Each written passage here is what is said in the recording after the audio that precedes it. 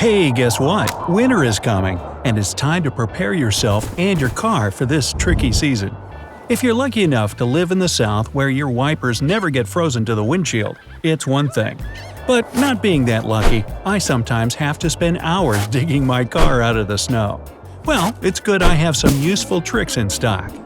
To check how well your car tires are prepared for the winter season, you can use a simple quarter. Put the coin between your fingers and push it head down into the tread, one tire at a time. Then, depending on how much of the coin is still showing, you can figure out if it's time to do some maintenance. For example, if the tread reaches the head of George Washington, there's still a lot left on the tire, and you're good to go. But if there is some space left between the tread and the head, it's probably high time to replace the tires.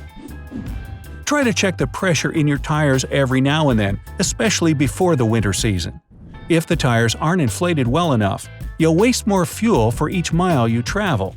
Plus, low pressure in the tires during the winter will make it more difficult to control the car. The tires won't last as long as they otherwise could either, and it will also reduce traction, which is particularly dangerous when the roads are covered with snow and ice. Every time you drive somewhere in winter, make sure that your car is filled up on gas. Many people believe that they have to do it because otherwise their gasoline will freeze. Well, the truth is that gasoline can't freeze, but not having enough fuel in the tank can cause other problems. For example, when your gas tank is almost empty, some condensation may form inside and later freeze in your fuel lines, and one morning your car just won't start.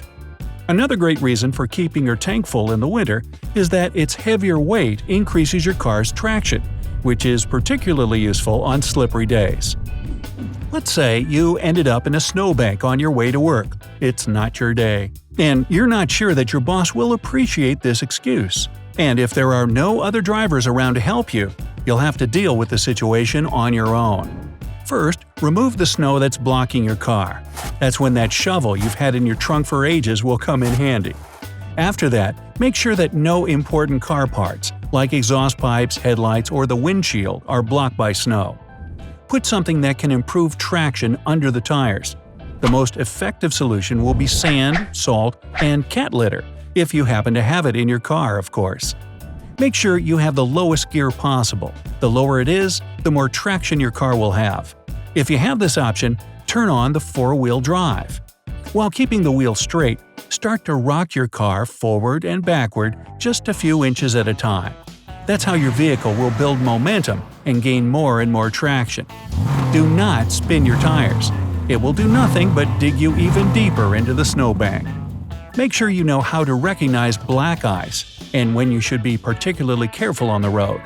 Black ice gets formed when the temperature drops down to 32 degrees Fahrenheit and below, and at the same time, it's raining. When the water coming from the sky touches the ground, it turns into a thin layer of ice. Black ice can also form because of a slight difference in temperatures. For example, in the evening, the temperature is above freezing and the snow starts melting.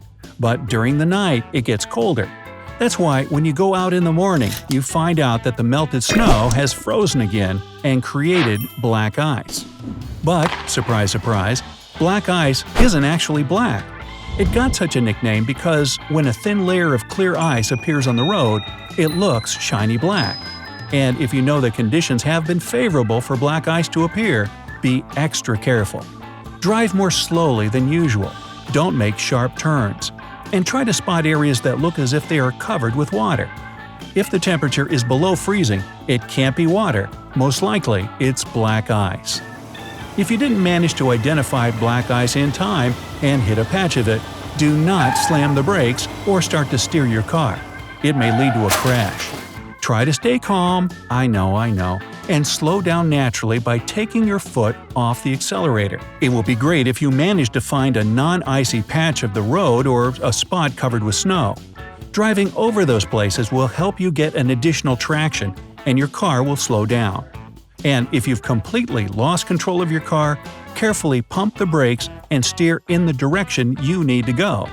Don't panic, sooner or later, you'll reach some solid ground and regain control of your car. Not to waste tons of time in the morning trying to defrost and warm up your car, try parking it in a particular way. make sure that you leave the car with its front facing the east. This way, the rising sun will warm your vehicle, melting all the frost and ice from the windshield in the process. Now, this method might turn out useless when the day is cloudy or there is no sun, or if you drive to work so early that the sun hasn't risen yet. In this case, you'll have to use other defrosting solutions I'll tell you about a bit later. Also, this recommendation won't be super useful if you park your car in a garage, I guess. Well, good for you, a person who doesn't know the struggles of the overnight frost. So, let's say that the day is cloudy and the sun hasn't helped you in the hard task of defrosting your car. You can use a scraper, but it needs plenty of muscle, your hands freeze, and honestly, the whole process might not be worth the effort.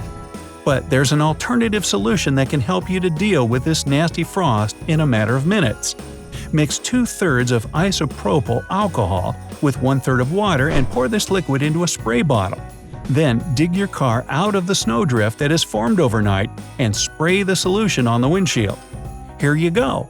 The ice is disappearing right before your eyes. The good news about isopropyl is that it doesn't freeze unless the temperature drops down to 128 degrees below zero. That means you can easily leave the spray bottle with the solution in your car trunk at night. You can also spray the same liquid on the doors and door handles if they have frozen shut. But don't get rid of your scraper just yet. You can use it to remove chunks of ice. Or you can prevent your windshield from getting frozen altogether. If you leave your car outside, cover the windshield with an old sheet, a towel, a tarp, or whatnot. As for the wipers, well, dress them in socks for the night. Yes, they might look silly, I'll give you that, but at least they won't freeze to the windshield. But whatever you do not pour warm water onto the windshield. The most insignificant problem it can cause will be an additional layer of ice on the glass. But if the difference in temperatures between the water and the air outside is too big, this hot water pouring trick is likely to leave you with several cracks on the windshield. Never save on windshield washer fluid. Winter driving can be a very dirty business, and I mean it literally. That's why you're likely to use the wipers more often than you do in the summer. If you run out of washer fluid somewhere along the way, your visibility will drop, which will mean danger. The best idea is to keep an extra gallon of this fluid in your car trunk at all times. Good luck! And don't forget your mittens. Hey, if you learned something new today, then give the video a like and share it with a friend. And here are some other videos I think you'll enjoy. Just click to the left or the right, and remember, stay on the bright side of life.